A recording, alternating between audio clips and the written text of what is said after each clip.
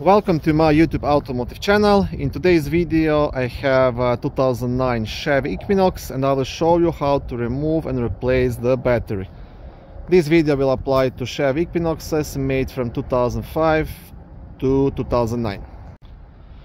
Okay, so I will try to record this as fast as possible because it's quite cold outside.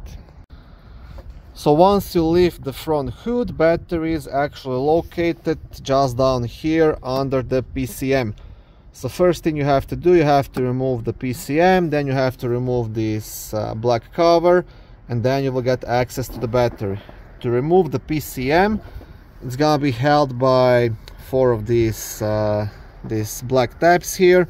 So all you have to do, you have to push the PCM towards the firewall and then lift it up to remove it, to get it off the way. And now the cover, it's also quite easy. You just have to push it actually towards the firewall and lift it up. Okay, I'm trying to work with one hand. Okay, you see it's gonna be held by two black tabs, which will be in these two holes down here. And now you have gained access to the battery, and first thing to do is remove the battery holder. To do that you will need the 13mm socket and the ratchet.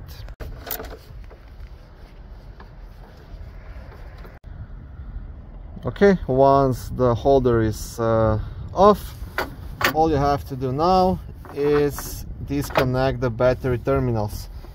So you always first want to disconnect the negative battery terminal, which is this one here, and then the positive. When you're installing the new battery in, always first connect the positive, then the negative.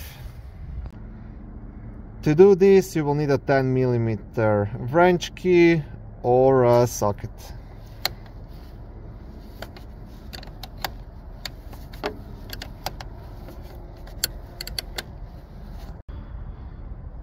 So you don't want to completely remove these nuts here, just loosen them up enough so you can wiggle this terminal off, right?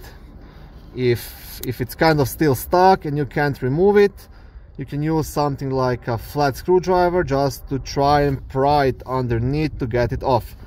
If you still can't get it off, then what you can do, you can also try inserting the flat screwdriver right here and tapping it with a hammer just to loosen it up, and then you will just have to wiggle it off to remove it.